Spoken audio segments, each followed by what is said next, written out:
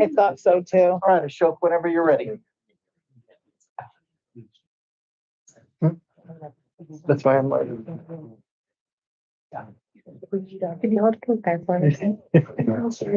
Hey, good morning, everyone.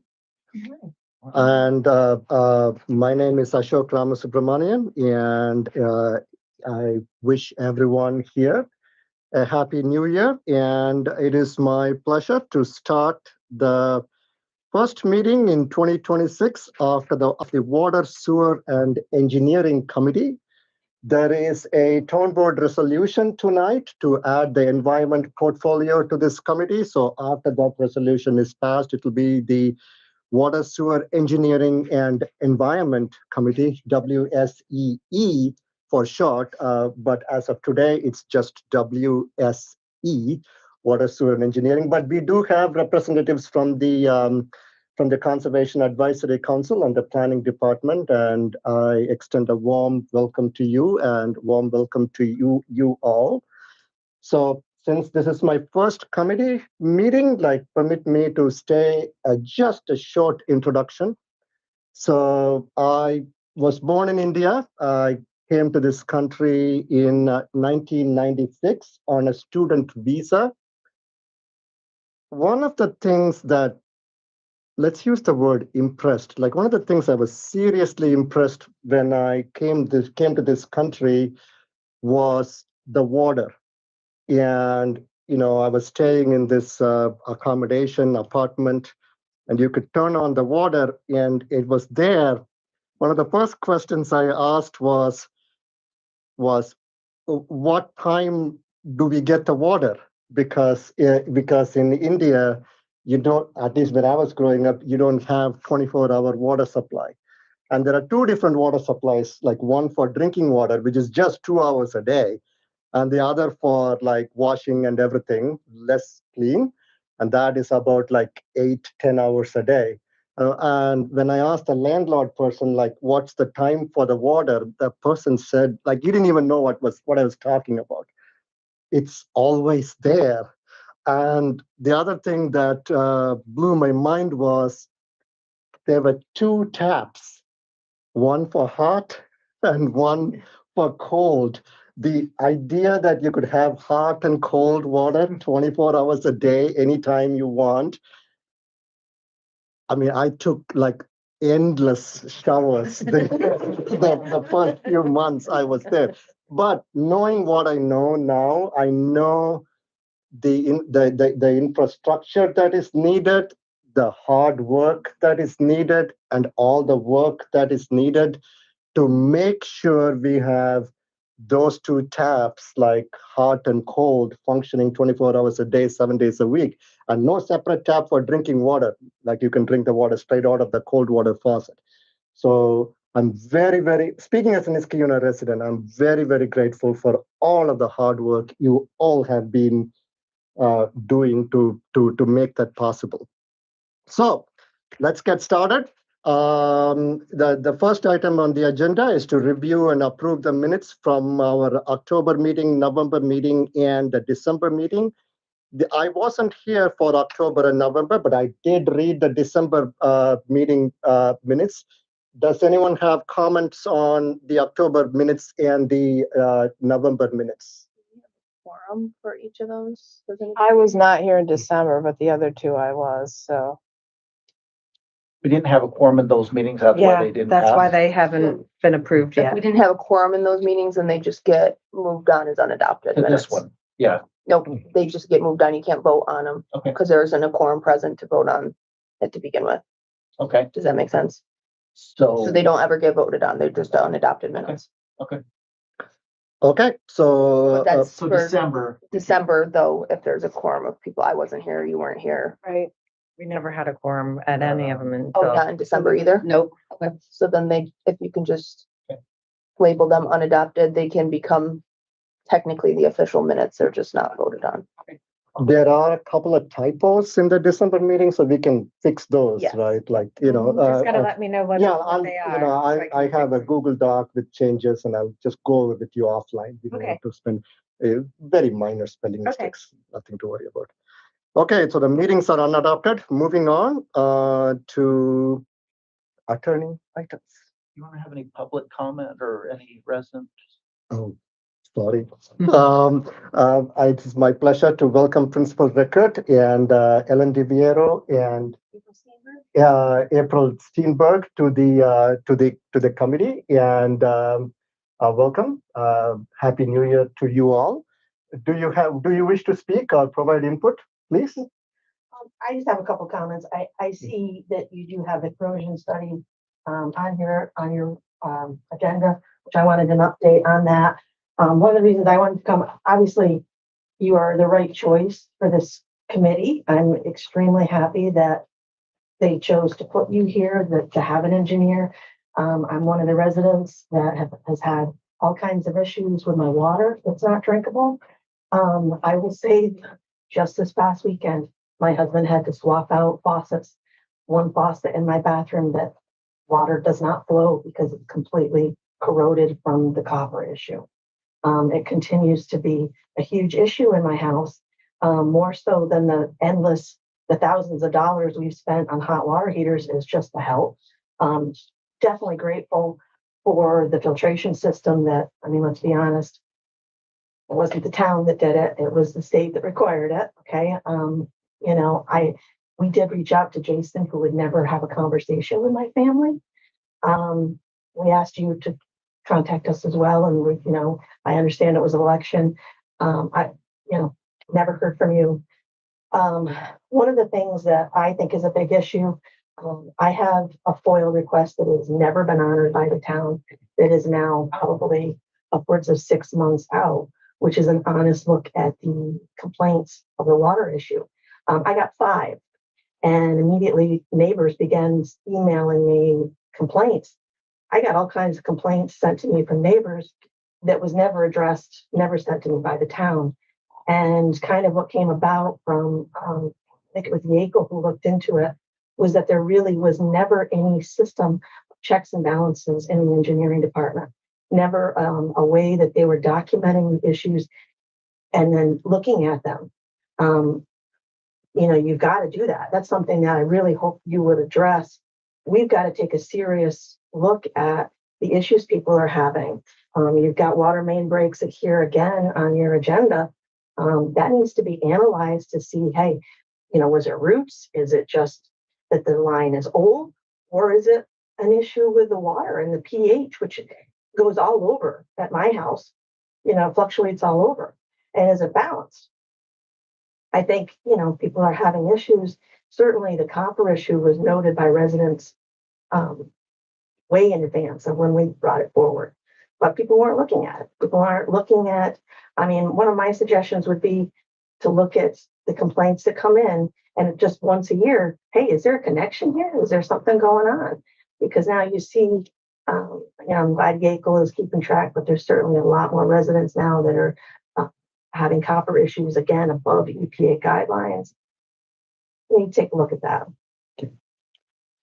Ms. Steenberg, first, let me apologize for not contacting you earlier than that.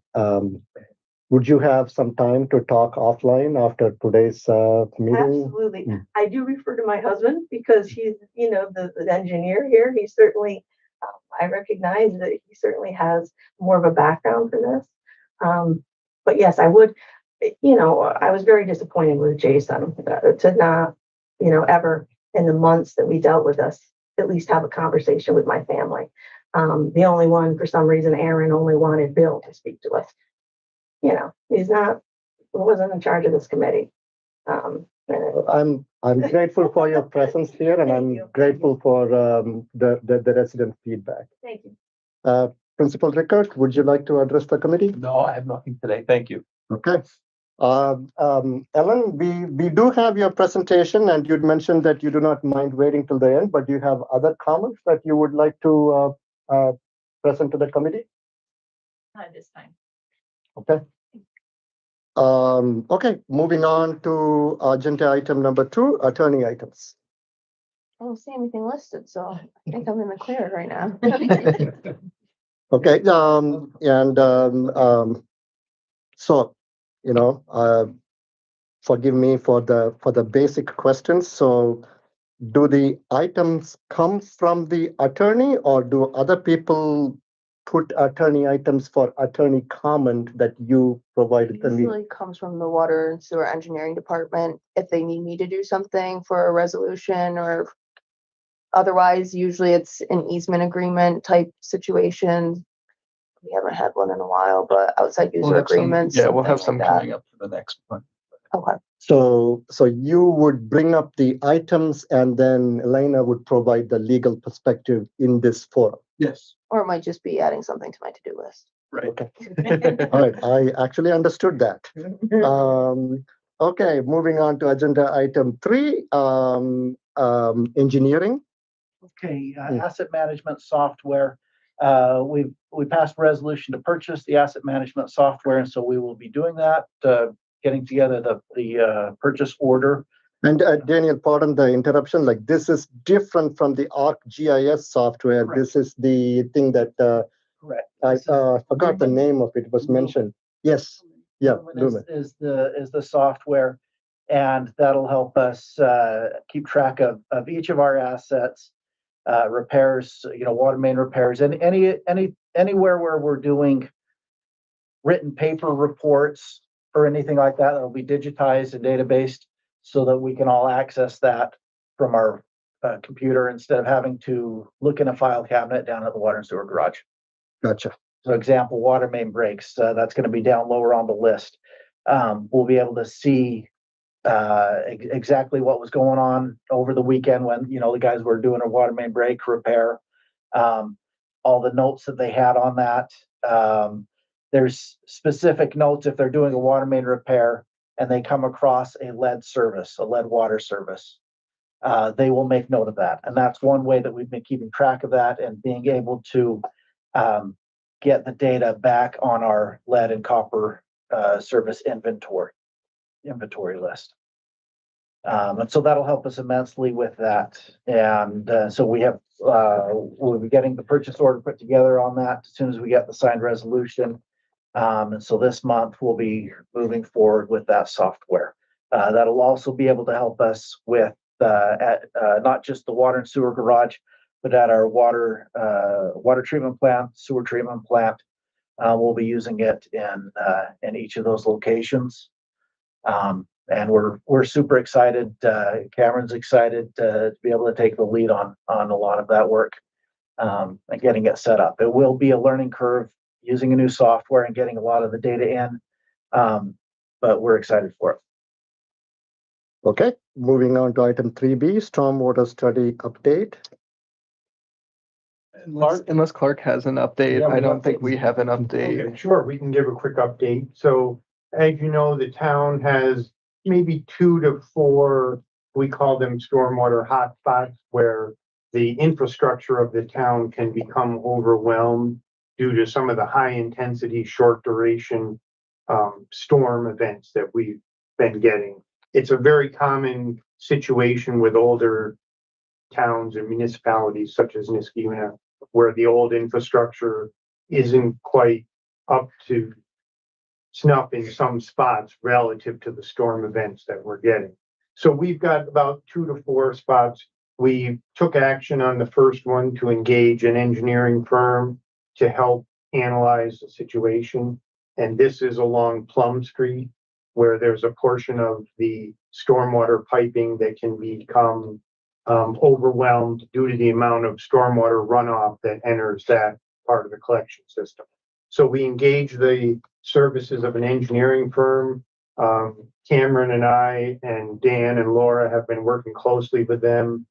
They did a report out in late November just about some of the spots where the majority of the stormwater is coming from.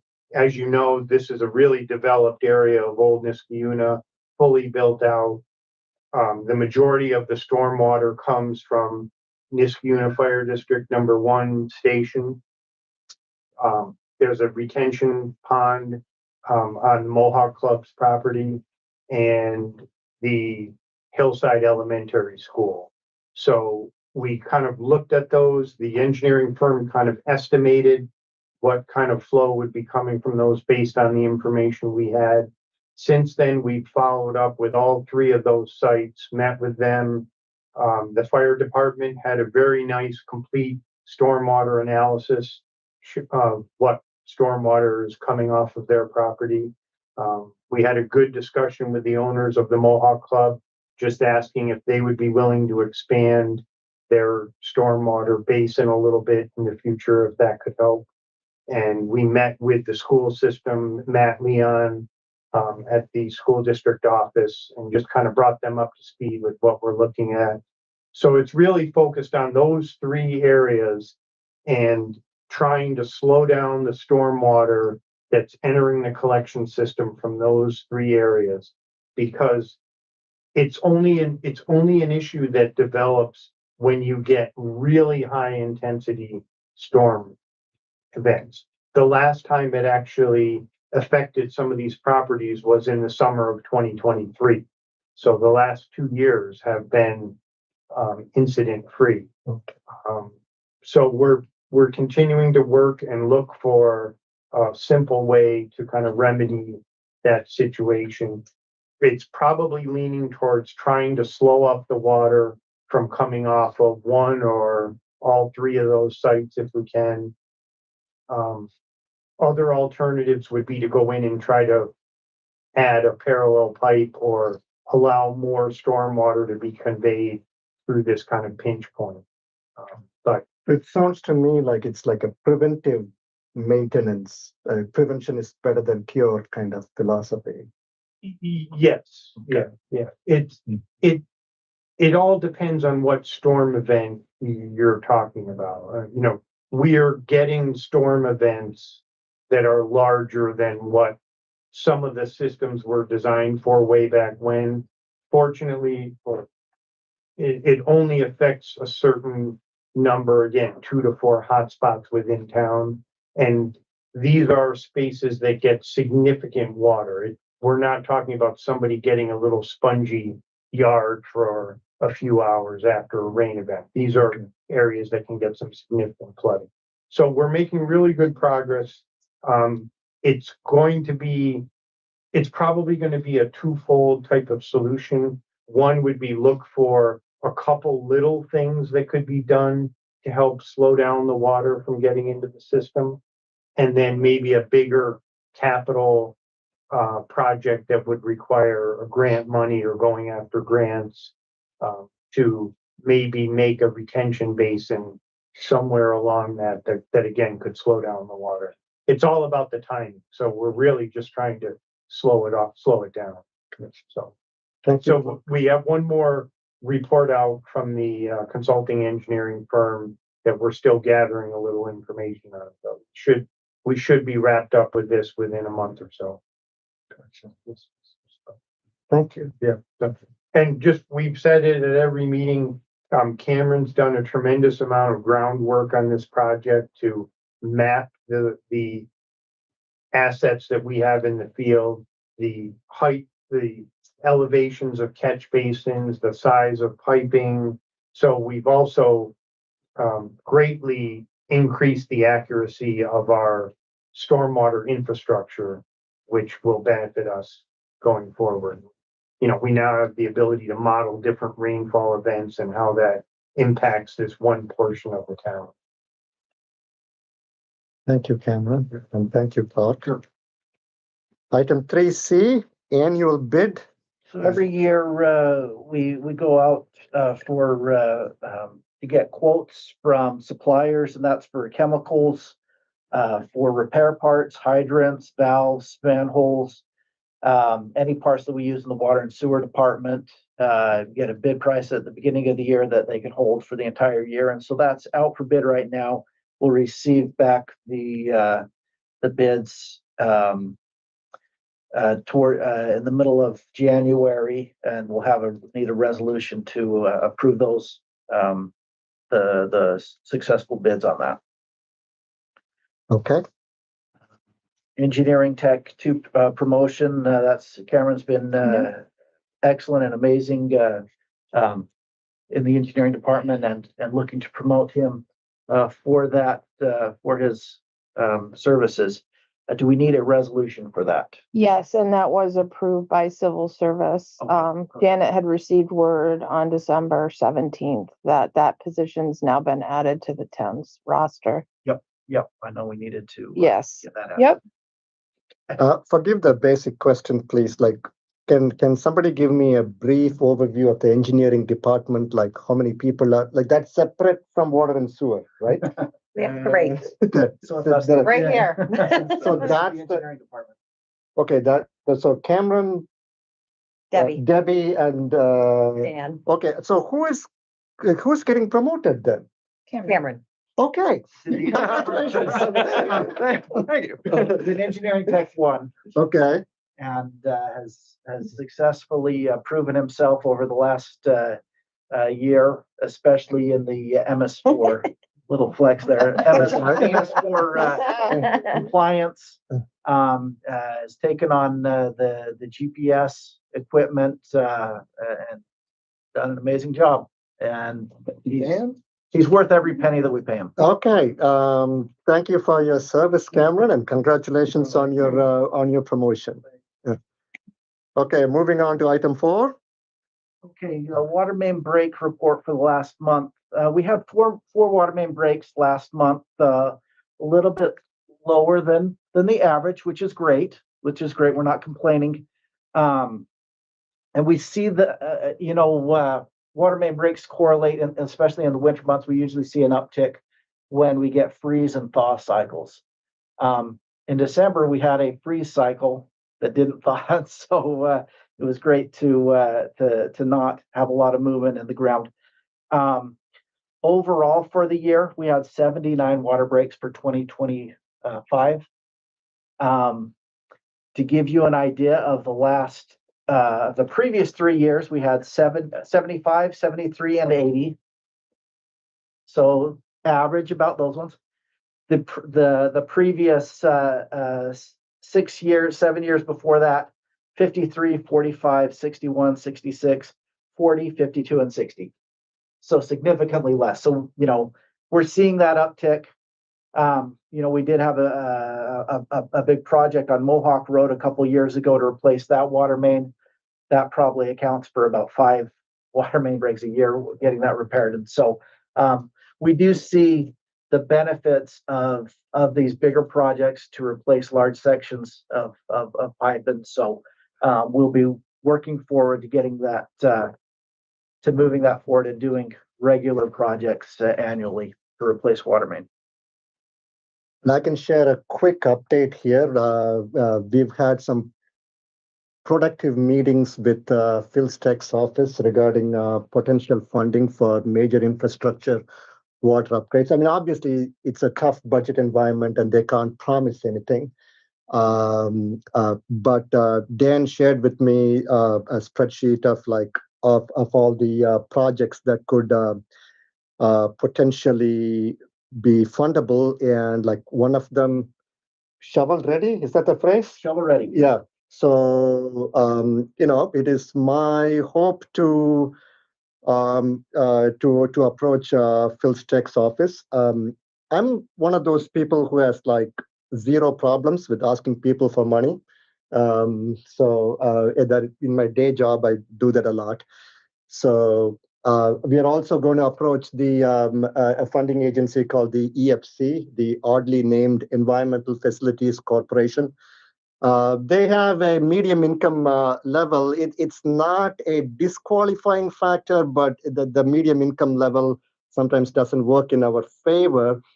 But it's one of those things there's a lot of details once you start digging. But that's one more door worth knocking. And as chair of this committee, that's one thing that I would like to bring to the table. Like, at least ask people for money, and then see what happens. I just have a quick question, Dan. Are they clustered generally, the breaks on a given line, or hot spots? River Road right now, in front of Capel. If you drive down River Road, that was just paved a year and a half ago or so. Everywhere you see a patch of asphalt on the side of the road, that's where we've had a water main break since then. That is a hot area. Other areas, Avon Crest neighborhoods, for some reason, we regularly have water main breaks out there. We've got a list of kind of the priorities and what we're looking at. The big one on River Road. Yeah. But that's talking about a shovel-ready project. Shovel-ready project means we have already completed the design. We've hired an engineer to complete the design. It's ready for construction. Just need the funding. It's shovel-ready. It's ready to get funded. And as soon as we get that, we'll go out for bids for construction. Gotcha. Thank you. Item 4B, permanent appointment, Mr. Barlow. Evan Barlow, he's been on the water and sewer crew for a year.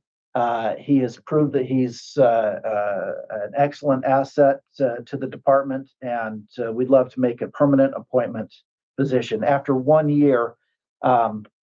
So the first year is a probationary period for each hire, and if they're not working out, we can let them go at any time. And the ones that are doing a great job, we want to keep. And so this is a way of permanently appointing them and also getting some additional protections from the union and everything. And that I have to do as a resolution. I just forgot to write it on the agenda. What's his title? Is he I a can get maintenance that. worker or is he a water and sewer maintenance worker one? We'll have to get that one. Best deal. And again, quick question, please. In the broad scheme of things, it's my understanding that not just for us, for municipalities in general, it can be a little challenging to find qualified people. Is that a correct assessment? Absolutely. It's a challenging environment to get people that know how to work. And that's just a general statement, but people that know how to get their hands dirty and this all involves, these guys are out here when it's 0 degrees outside and it's not fun. It's not happy. But the guys that we do have, they know how to work and we fairly compensate for that work. And so it's not for everybody. Okay. So when we find a guy that does know how to work, we definitely want to keep them and as well as find other guys that know how to work. I talked with a principal here last week about or last month about the BOCES program. A lot of these folks that maybe the standard high school route doesn't work for them and have different skills that they excel in.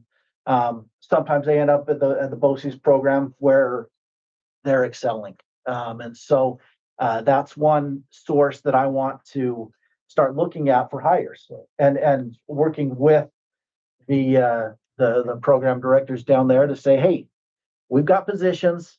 We're taking open applicants, internships, get their foot in the water and see what we have to offer. And they do have career days where you can come in and talk with the group of students and then actually, answer questions and help guide them. So you bet. So that's an avenue that we're, in addition to our regular advertising, doing some actual hunting. So. Okay. Appointing a maintenance worker, tentative resolution. That's the position that we've got open. We get applications occasionally and interviews. We don't have any candidates right now that are ready to go for resolution. But if in the next week if we get one ready, then we'll definitely turn that into a resolution. May I ask, how much harder does your department's job get when there are these open positions that are unfilled? Everyone else has to pick up the slack, and that's when we're doing overtime, late night work. These guys, December was a quieter month with only 4 water main breaks, but there's times when these guys are on the clock for, 16 hours, 20 hours, and it's tough. And that's just to deal with the emergency. The next day, we still have work for them to do in the regular period. And so it's tough to get guys to come back in after their sleep time. And stuff gets behind. So how many, other than item 4C, how many other positions are vacant right now?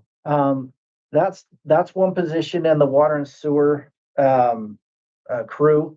The wastewater plant has one position that is currently open, and I'll indicate that we do have a person that we've interviewed, and he is accepted in that position, and so that should be closing.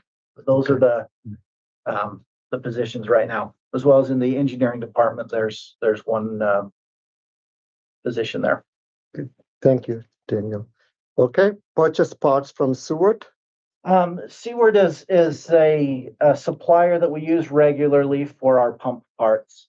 Every year, we put forth a resolution at the beginning of the year to be able to purchase quickly up to $20,000 worth of parts.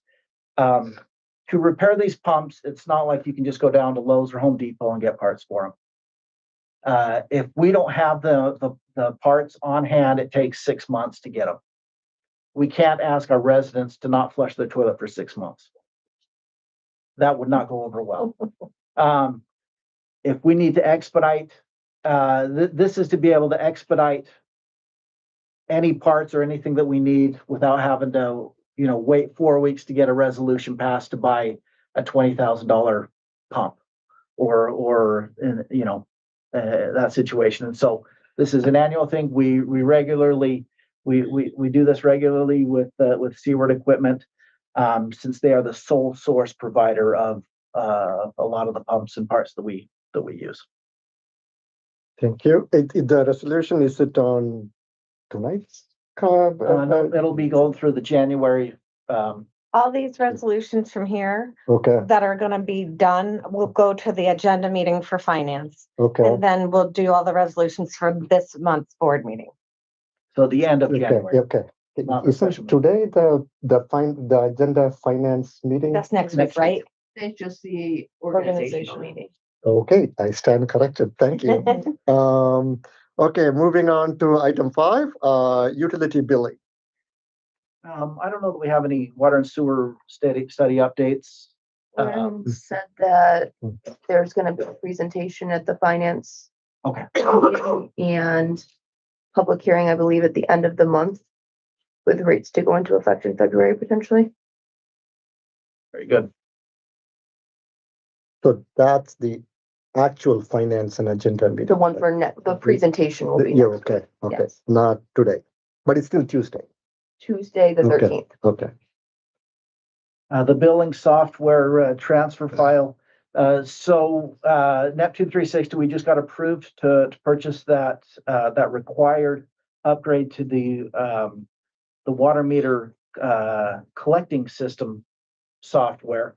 And so in working with our billing software, where we need a transfer file prepared, and so we don't have a price tag on that yet, what it's going to cost us to get that file prepared. It's usually they've got to do some programming, and so this is in case it's above the amount required for where we need to have a resolution.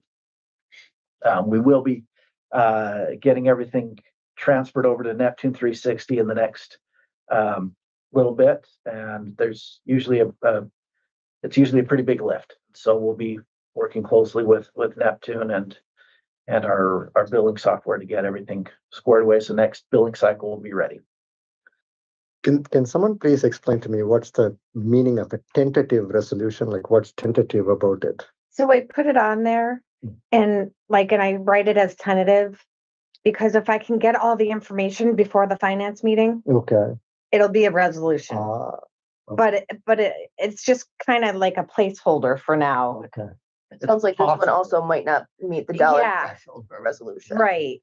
but just to get it on everyone's radar to say, hey, we might need a resolution on this. Okay, There's questionable area. okay. We're at least getting it on the radar. So, so Elena's saying, oh, hey, when she put the resolution together, or Kelly, and saying, hey, this said tentative, did we get anywhere on that? Oh, yes, we did. And that happened, I think, last month where we did an interview, after this with a candidate. And we said, hey, we just had a great interview. Let's push them for resolution. And at the last minute, essentially we were able to throw them in there and say, let's get a resolution passed.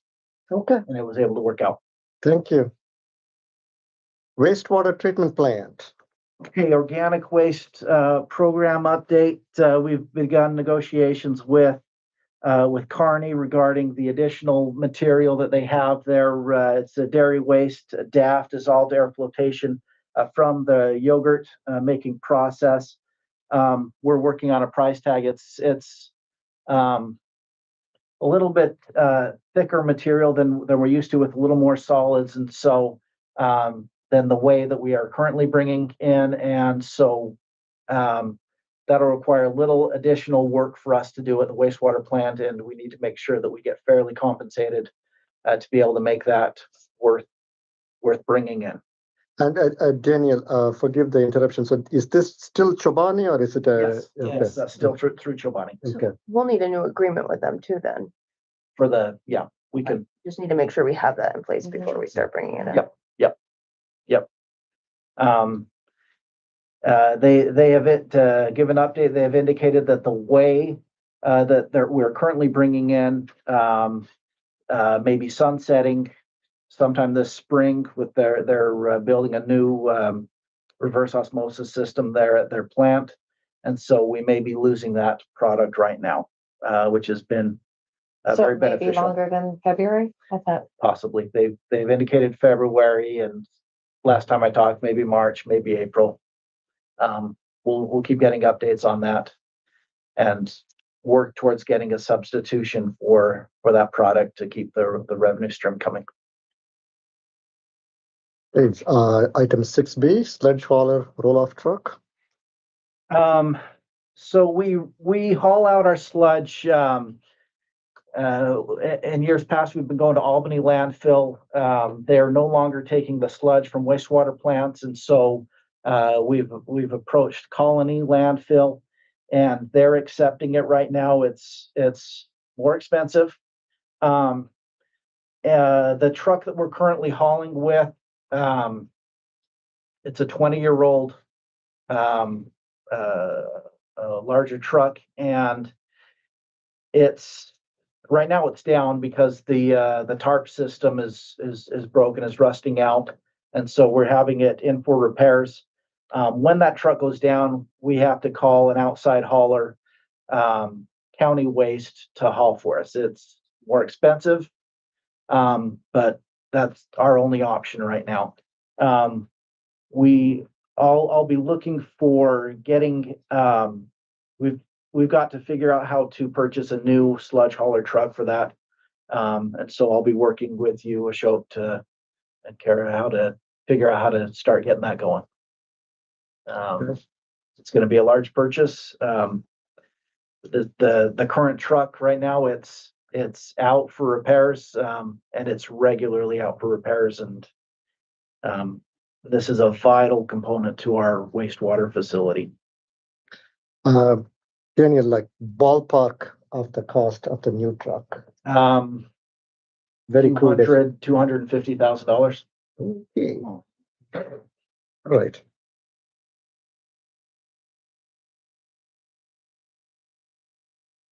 And item 6C is what you were previously alluding to, a person who's accepted the offer. We've extended an offer to a person, extensive experience in auto mechanics, and through the review process, he actually has a lot of experience in asset management as well. He's running an asset management system for a large corporation, a factory with thousands of pieces of equipment that require maintenance, and so I think he's going to be an excellent hire. And I look forward to working with him. Excellent. I have not received his civil service application yet, so that's why Okay. I'm getting that. Okay. And get it reviewed and through civil service so that we can Okay. be clear on that one. And going back to what we talked about, like the difficulty in getting qualified people in these positions, like, Well, and also you paying guys them are, enough. yeah, and also paying them enough. To be, straightforward, he's in the private industry right now. And we offered him significantly less than what he's making right now. Okay. There's different benefits and stuff working, in the public sector. And he sees that and is willing to entertain us. And see if we can make it work out. Okay. SCADA system update. So at the wastewater plant, the SCADA system, that stands for Supervisory Control and Data Acquisition System. This is the computer system that automatically operates all the pumps, the tanks, the valves, and everything to keep the wastewater treatment plant running. It runs 24/7. It's only monitored. We only have staff there from 6:30 a.m. to 3 o'clock p.m., meaning the other hours it's running automatically. The current control system is out of date and we're struggling with it. And so we've standardized on the VT SCADA software. And we have that at our water plant and for our pump stations out here. And so we'll be looking to transfer it over to that system and get it where it needs to be running. Right now, our operators, whoever's on call down there, needs to be able to see what's happening 24 hours a day. If they get an alarm in the middle of the night, they need to be able to see the plant from their house and see what's going on. And that's a part of what this is to be able to do. When you say alarm in their house, like they get a cell phone beep or? Yes, yep. Okay. Right now they'll get an alarm. It'll say what the alarm's for. Okay. The result is they're going to have to drive in and see what's going on. And so to be able to have that on a computer at their home, a tablet or whatever, see what's going on. Okay, hey, this alarm is doing this, and they can make a decision whether to come in or not. So the process for getting that updated is I'm putting together an RFP, Elena, and we'll work together on making sure that meets all procurement policy requirements. How out of date is that program? And also, what kind of quality assurance program is in place to guarantee that it's operating and functioning properly? It operates. To get any repairs done, we need to get a company out of Syracuse to come out and make those updates. There's any updates are quite difficult to get going. There's some components that aren't quite getting updated on time, sensors that aren't getting the data where it needs to. It works. It's clunky. It's we can see it. You sit down there and watch quality it. assurance program that tests whether it's functioning properly. Well, we have operators down there all day. They're down there from 6:30 to 3 o'clock, and they can see it on the computer, and they're checking it out on the basins and seeing the manual. So do you think that they're coming in the morning and they're seeing things aren't right and they're making adjustments? Well, that's what they do an annual. They do a daily check. So they have for a little bit of how the wastewater treatment plant operates is they have a daily check sheet where first thing in the morning they go through. They've got one person doing the laboratory work, checking what all the basins are, the different levels, the sludge levels, the organic levels, the different parameters that they're checking in the laboratory.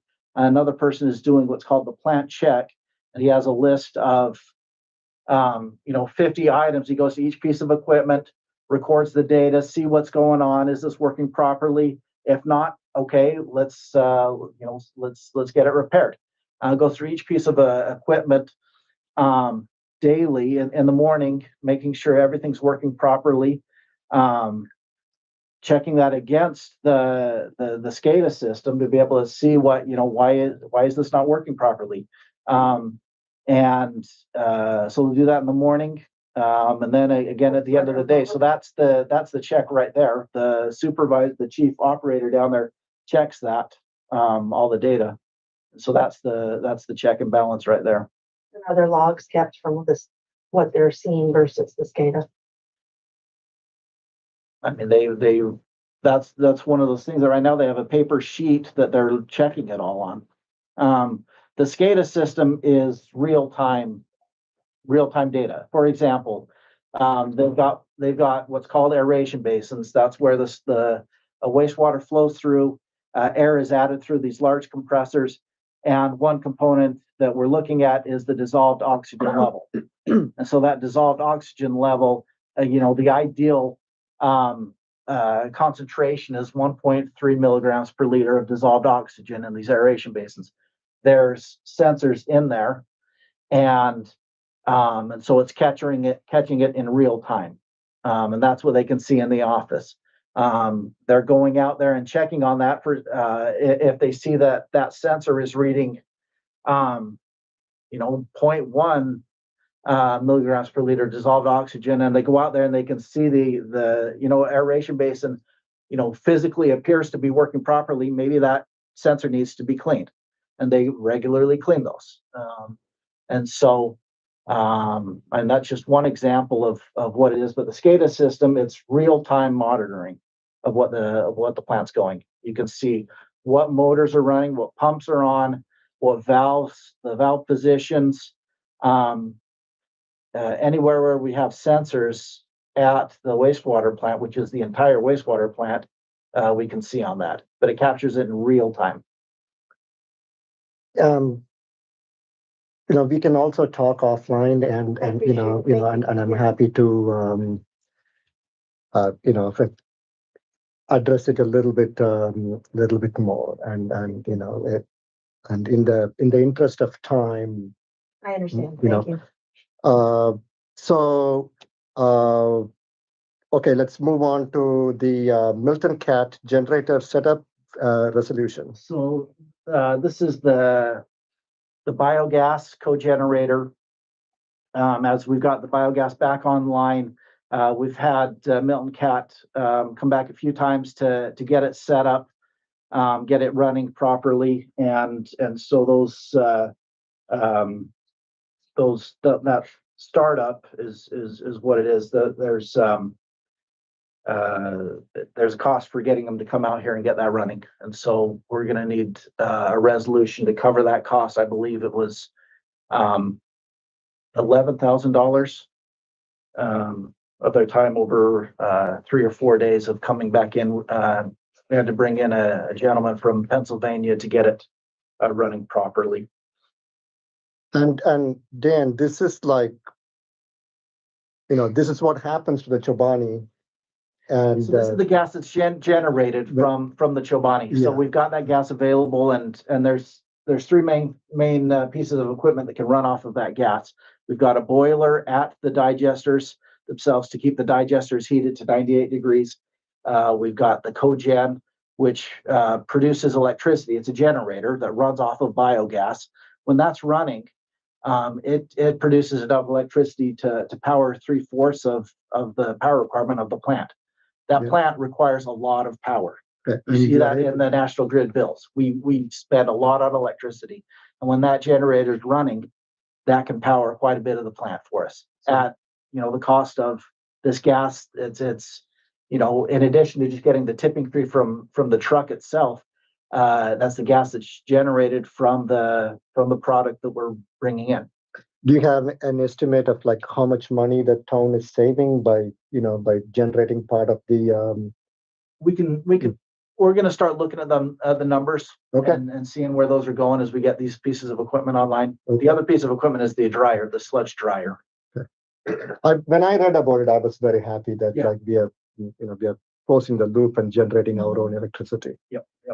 Okay, item 7A, corrosion control study update. Corrosion control study, so the, we just, hit the 120-day, point in the study, which, we had these, metal coupons in the, in the stream down there in the study stream.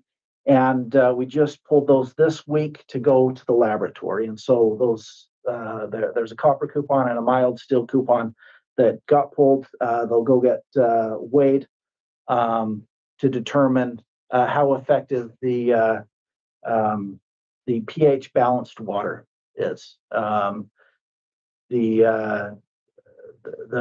pH of the water coming out of the wells range 6.9 and 7.7. And so we're looking to see if increasing the pH up to about 7.4, 7.5 will reduce copper corrosion in the system. That's the question that we're hoping to answer with this study. And what kind of permissions do we need from the state and all? Like, we can't just. Correct. We can't add a new process to the wastewater treatment plant without getting approval from the Department of Health. And so That's county, right? the county and state. Okay. The state reviews it also. And so the process would be, first of all, to get a report written by and stamped by a licensed engineer that says, hey, this is a need to add this to the system. Here's why. Here's the dosing rate. Here's how to operate it, along with plans on how it's going to get built. Once that gets approved, then we can actually construct the infrastructure, which would include a few tanks down there to hold for this instance, we'd be looking at caustic soda. The tanks, the pumps, how it's going to connect onto the plumbing and everything that gets reviewed by the county and state health departments. Once that gets approved, then we can actually construct it, and start using it once we get their approval. Thank you, Daniel. And lead service line notifications update. So, as a part of the lead and copper service line program, we are required by EPA to send out notifications to each resident that has either an unknown water service line material, a lead service line material, or galvanized iron service line material. And so every year we are required to send those out. A lot of the residents receive those. Maybe some of you receive those in the mail. We're required to do that every year. We're looking to be able to put that information into the water bills for this next year to save us some money on that. Right now, we just sent them out individually, with just through the mail service and email service. We're also adding email accounts. We're collecting data to be able to send out information by email or phone number, and so that's one way of collecting, or be able to reach out to each of our residents. It's a lot more economical to reach out by email, to send an email, than it is to send out a letter. So we're hoping to get that information on each of these notifications. Cameron put a little QR code that brings a resident back to a data box that they can fill out their information, including email, phone number, name, that we can easily coordinate with these residents. So Thank you. Okay, moving on. Item 8, recycling landfill. Decommissioning updates. We have a bid out for, or we received a bid to do some work there. There's basically to make it safer. Right now there's a drop off there, where the old bins used to be. And so that'll get filled in. There's a part of the concrete, top that will be, removed. And, there's some fencing and other components there, a structure that'll be removed. At this point, in talking with Aaron, there's the baseball. It sounds like some residents that are with the baseball group that maybe want to lease that area for food trucks, for baseball events and stuff. And so we're working together on that to see if that's a viable option for that site. Okay, thank you, Daniel. So as I mentioned in the beginning of this meeting, the Conservation Advisory Council will be reporting to this committee. So Chairman Dot Strayer is here for representing the Conservation Advisory Council, and I know it's just a technicality, but we're still gonna do the CAC at planning. This is gonna be the Climate Smart Communities Task Force. Right, okay, because the initiatives that come from the CAC come through the Climate Smart Communities Task Force now. okay, And the CAC is doing the seeker and the planning. okay, So we'll keep the seeker and the planning at the planning meeting. okay. And DART will bring forward all the environmental initiatives that come from the Climate Smart Communities Task Force. So the CAC is not going to be reporting to this, am I? It's really the same, Okay, but the initiatives that come from the environmental tasks that the CAC is the Conservation Advisory Council / Climate Smart Communities Task Force. We combined the two together. They have okay. a singular meeting. When you're reviewing planning projects, Mm-hmm. you would do those first under the environmental assessment forms. Okay, Those would just be planning projects. okay, The planning part of the Conservation Advisory Council is still gonna go to the planning committee. okay, But when we're talking about, and the climate's, greenhouse gas inventories, when we're talking about the low-mo initiatives, when we're talking about, composting, that all falls under the Climate Smart Communities Task Force portion of the Mhm. meeting. okay, So when we're talking about bringing things to the town board for action, different policies, different ideas that are coming from that board, they're going to be coming through the Climate Smart Communities Task Force. And the only reason I'm being very specific about the words is because for grants, it's important that it comes through the Climate Smart Communities Task Force. okay. Yeah. Okay, So what is gonna be environmental is gonna be a new category on these agendas? Yeah, I think for clarity, the town used to have two committees. One was the Climate Smart Task Force. The other one was Conservation Advisory Committee. Conservation Advisory Committees is its authority or its purpose comes from the CEQA, which is the State Quality Review Act. Yeah. Climate Smart, which is the other half, really goes after grants, initiatives, environmental actions that the town takes to improve the quality of life. We had problems basically finding people for both committees. So what we decided was there was a significant overlap between what the CAC's function was and what the Climate Smart was. There was a good match. So by combining the two committees, and we did that probably about 3 years ago, 2 or 3 years ago, we were able to bring in people whose interests were in climate smart initiatives into the CAC, and there was no overlap, and that worked very well. So actually, when we have the CAC meetings, we have two separate sections. We do the secret part first, and then it's seamless, but we actually move into the climate smart part of the meeting, which unless you read the agenda, you probably wouldn't know, but it would be that latter half that would come to this committee. So things like Ellen's going to present the community compost presentation that would come out of the climate smart. The low-mo comes out of the climate smart.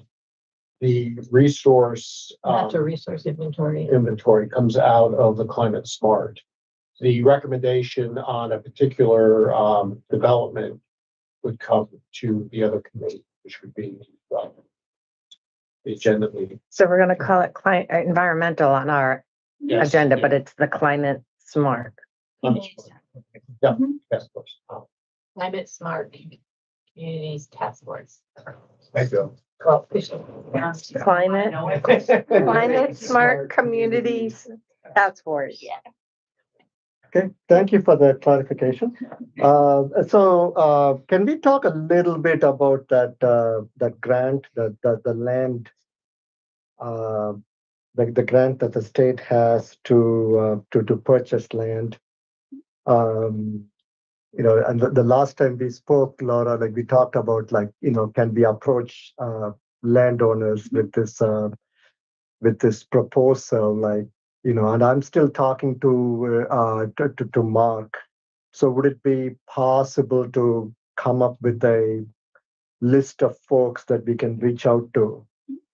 Yeah, so what you're referring to is there's a DEC grant right now.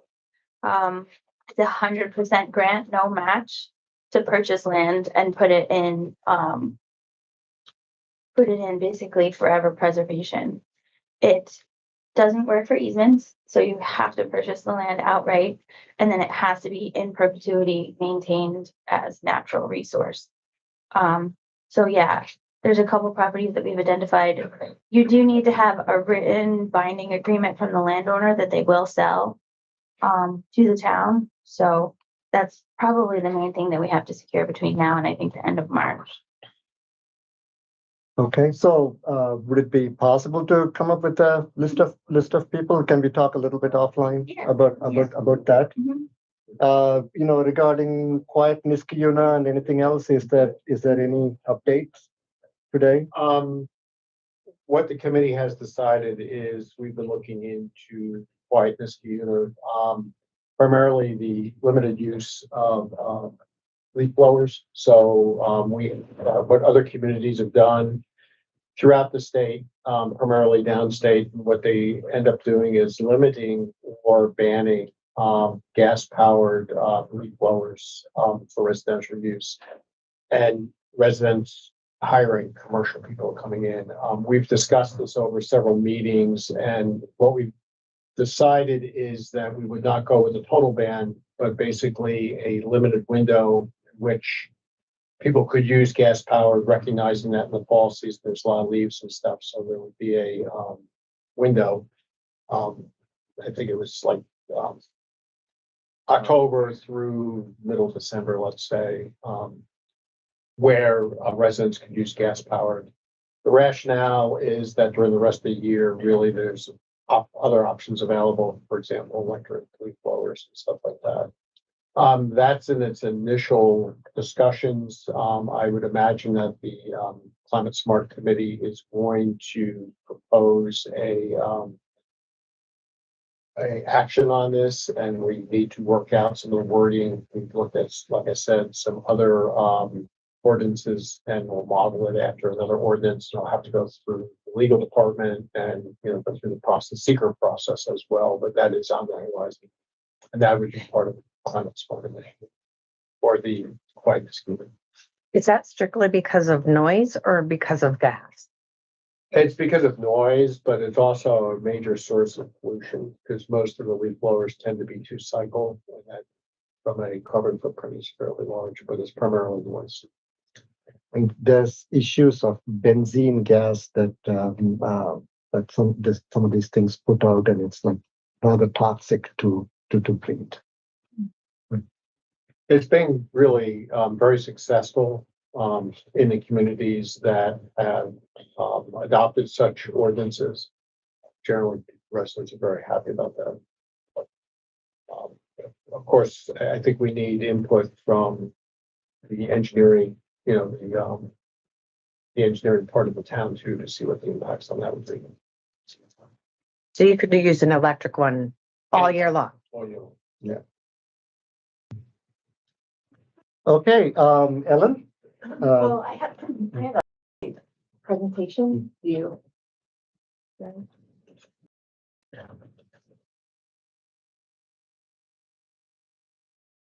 that up, my name's Ellen DeViro. I live in Niskuna. Last 25 years. I have been a composter all my life, and I'm always looking for ways to bring more people into the fold of composting. So we started maybe 2 or 3 years ago. Yeah. And yeah, and yeah. So this summer I ran so a little bit of a tiny backstory is that we got a grant for the electric vehicle program that we ran, and we used that money to start a composting program. And basically it was just to get people to come to a meeting to learn about composting, take a composting pledge. We gave them something to compost in. They had 2 choices, you know, of how they wanted it, like open or closed, and then even a compost bin for to use in their own home to bring out to bring, you know, to carry it to their compost.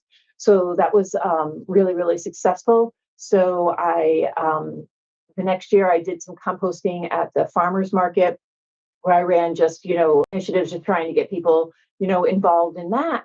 And then and then I decided that I wanted to try to do a pilot program. So this is what became of the compost program in the summer of 2025.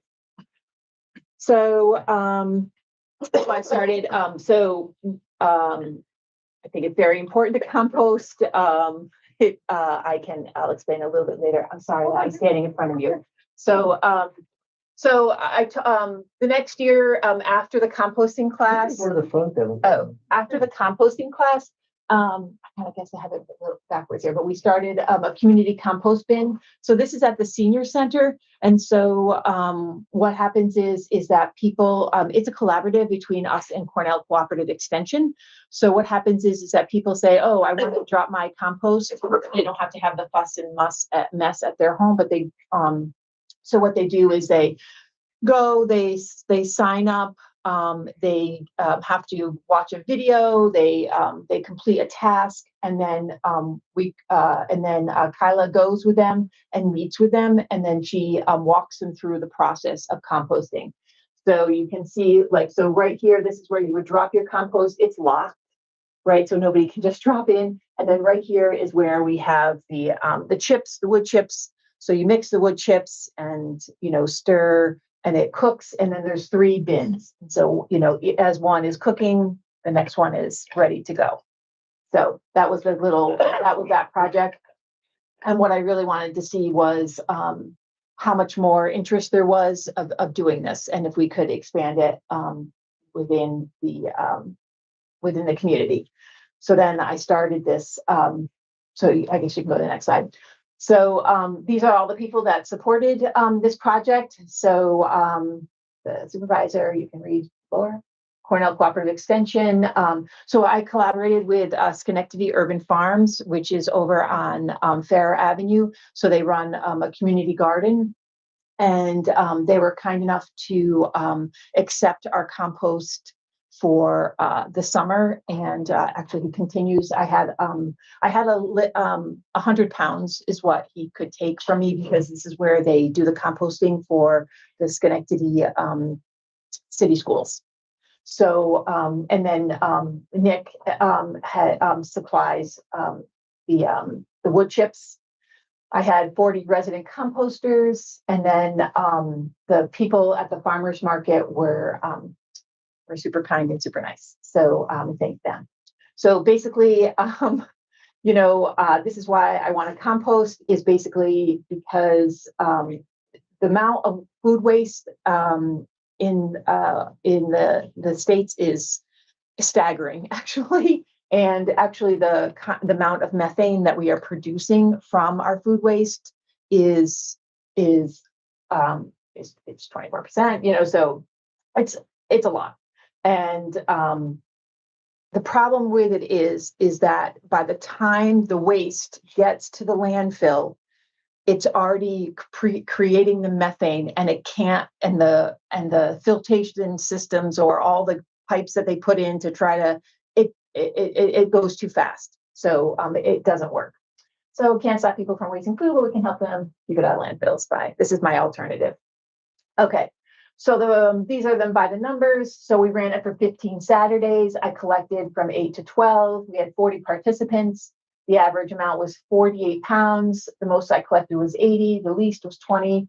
I had only nine people consistently bring me in each week, but we totaled 671.4 pounds of compost diverted from a landfill over this. So I do want to say this is that all right, you can go to the next one. So I showed up to the farmer's market didn't even think to take a picture till almost the last day, but whatever. So I set my little tent up and my table up every Saturday from 8 to 12:30 or 8 to 12. And then this is my little compost bin. This was donated by Cornell Cooperative Extension.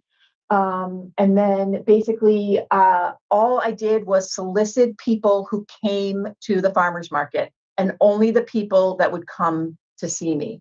Like I wasn't walking up and down asking people. I did have a lovely guy who does pour over coffees, and I took his coffee grounds from his lovely person. And then I talked to them about composting, but I also always had all of our stuff from the Conservation Advisory Council. So the NRI, the Natural Resource Inventory, LOMO, pesticide, and Quiet Niskayuna, just talked to them about other projects that we were doing within the town, asked them what else they thought, we could do. And then it kind of just went like this. Hi, are you interested in composting? We're doing a pilot program. This is how it works. I'm here every Saturday. You bring it to me. I dump it in here, and then at the end of the day, I will bring it over to the farm, the community gardens. And then if you say yes, and you'd like to do this, then I will take your name and your email. I will send you this list. So this was this is what we created when we did our composting project when we did it for down here and we were teaching people. This was a magnet. So people, when they did it, they could take it home, they could put it on their refrigerators. So when they were composting at home, they knew what they could compost. And then I didn't even have any more magnets left over. So I basically just sent them a list. They were really nice. And I thought it was great. So let me see, I guess you can go to the next one. Okay, so usually the biggest problem is that people don't know what to collect it in. So we went from very fancy to very practical. So the most important thing that I told everybody is to start. All you got to do is start. Right? This is the whole point, is just starting, making a conscious effort not to move your compost, to not put your stuff into the garbage. And so, the Folgers is perfect. It has a nice seal. It doesn't allow bugs in. The other one has a carbon filter. It looks a little bit more nice. It looks a little fancier on your thing or underneath. But I also had people who put stuff in their freezers and their fridges because they wouldn't come every week. They were single family homes or whatever. And so that was really nice, because if you put your food scraps in your freezer or your refrigerator, it cuts down on bugs, and also in your freezer, it breaks down the cells. And then Cornell Cooperative Extension was very, very kind, and they donated 3 geo bins. So when people stopped by, I ran it for 3 or 4 weeks. And then what I did was I put everybody's name into the Folgers jar, actually, and then I shook it up. And at the end of the day, I had somebody pull it, and then these were our 3 winners. And then they just came by my house, and we discussed. I gave them my email, my address, and prior to this, I made sure that everybody who wanted to learn to compost, they did this. So that was very nice of them to give us 3 geo bins to get them started on their composting journey. So at the end, everyone was just like, well, what do we do now? And I said, well, I don't know yet. So, basically, I talked to, Yarrow at the gardens, and I said, well, what happens? What do you do? And he says, well, I compost all through the winter. And I said, okay, good, because so do I. And then, I said I would offer it to everybody. So I basically took the compost bin, I tied it to my basketball hoop. I put a sign on it, and then I collect it, and then I bring it over to Yarrow. So those people that have wanted to continue to do it today. And so this is the what the Schenectady urban farm looks like. So this is where the compost goes. Okay, and then it's covered with, their brown material, what they designed. This is one that is cooking, and it has all the probes in it. And then that one over there is the one that is being prepared for January, for what we're gonna start putting in January 1. And then that's what they look like. So it's pretty basic, right? It's just blocks and aeration and some pipes, and yeah. So, anyways, so, that's, basically where I bring it and cover it and, help Yarrow whenever I can. So these are my, this is the next steps. So, or my ideas of next steps. So, I mean, I love the big composting facility that they do.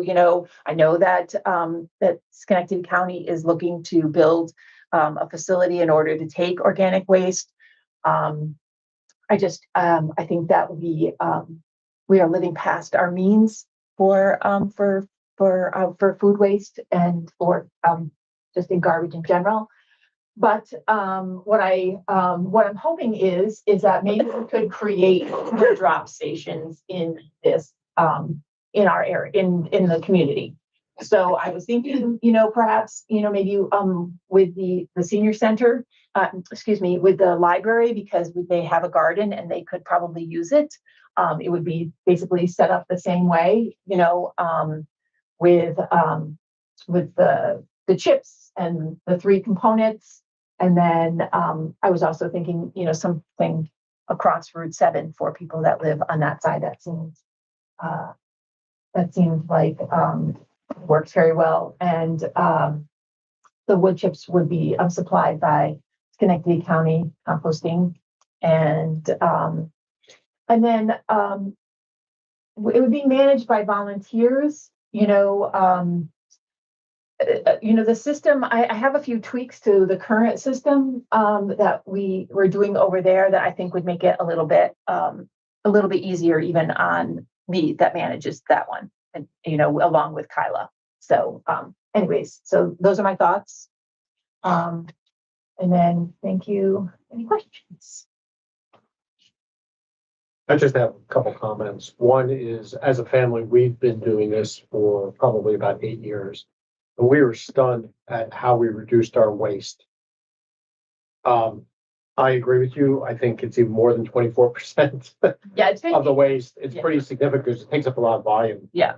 And then the second, in addition to that, the other benefit is when you start using the compost, things grow very, very well. Yes. And it's kind of remarkable. The other comment I would make is that my family has a connection with Yarmouth County in Nova Scotia, and they had a traditional dump, which was an environmental disaster. And about 20 years ago, they had to revamp their entire waste stream. And one of the things they implemented was composting of household goods. And as an entire county, and it's a different situation there because they had public pickup. Everybody in the county does this composting, and it's quite a facility, and they've substantially reduced their waste. And they've done other things that I think would be a real model for Schenectady County as well, with hazardous waste and stuff like that. But it's dramatic, the difference in the footprint that their waste stream now takes in that county. Yeah. It's unbelievable. Yeah, I just think that obviously I feel strong about it. I spent, every Saturday for to collect people's garbage and then haul it into my car and then bring it to a compost place and I continue to do it. So obviously I feel strongly about it. So, you know, I had a question for Daniel and Cameron, like, given that you've seen what Ellen has said, and I'm very, very mindful of you guys as very limited bandwidth and unfilled positions and all. But do you see any way in which like we can leverage our resources to help to help Ellen, or if you're just with her in spirit, that's fine too. I think we could. I was gonna bug you a couple weeks ago about composting and stuff at the wastewater plant and stuff like that. So I think we can do something. I don't know what it is yet, but Additionally, so the area behind the baseball fields at Blatnick Park is where we store our gravel and soils. But the highway department also has their green waste. They'll shred the green waste and recycle it, the yard waste. And so I know there's wood chips back there, as well as land. So there are town facilities that could definitely help. I think they also bring leaf pickup there. And I think when we were doing our greenhouse gas inventory, we found that we have limited space. So then they actually haul those. You know, there's a guy that comes and picks them up and brings them to Troy. And then, of course, composts them and sells the compost for profit. So, I mean, long term, I think it would be, we have an amazing leaf pickup program, and that's your Browns. And they're beautiful, and they actually just break down by themselves well. Yeah, I think cost is always a concern, but I think this would be a really good opportunity for the town to really show some leadership in trying to reduce our waste stream. Because as we read in the news, I mean, Colony Dump's not going to stay open forever. Albany has struggled with this. I think this is a way forward for the entire area to try to reduce the waste stream. there's, and the Meadowlands in, at Seneca Lake, and they are now in a big to do because they were supposed to close their landfill in December, and New York City hauls to the Finger Lakes 1,500 tons of garbage every day. And they now have to figure out Where? well, no, they're going to, they said that they were going to close it. And now they have to decide what they're going to do. So they're considering, expanding that for 40 years to accommodate that. So we're clearly living beyond our means. We're very, very grateful every time we roll our garbages to the end of the street. But I think that as a community and as a society, we cannot expect that we can't do anything. So I think this would be great. Of course, again, this is how I feel. So anyways. Thank you So for any other, you know where to find me. Could you email me a copy of the presentation? Yeah, I think we should put it up online because actually because we're doing YouTube, nobody who is watching it online can see the presentation. Oh, okay. So I think we should put it up Because I online. can also do, make it part of the minutes, like if I have a. Oh, copy yeah, of the you could slides. do that too. Yeah. I sent a copy. I sent a copy to Laura I have and it, yeah. to Kelly and to the supervisor yesterday. And Can I just say that I only helped at the farmer's market for like 2 hours and it was a lot of work. So you're underselling how much work you put into this. It's a ton of work and it comes from a place of great love and it's very much appreciated, all this hard work that you did, Ellen. Thank you very much. Thank you. Okay,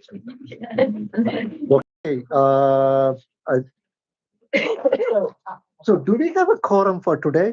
Like, does anyone know that? Like, is everybody who's supposed to be here was here? Elena, it would have been Elena. Kara, Dan. And then you. I'm Yeah. actually yet. I'm not on yet until tonight. Yeah, until the resolution passes. So today is just a water, sewer and engineering meeting. I think everyone who was supposed to be here was here, right? But yes. Yeah. So do we have a quorum? I hope so. Okay, with that, motion to adjourn. Is everybody in favor? You gotta like do it first. I'll make a I know, motion to okay. adjourn. And now I need a second. Okay. All in favor? All in favor to adjourn? Aye.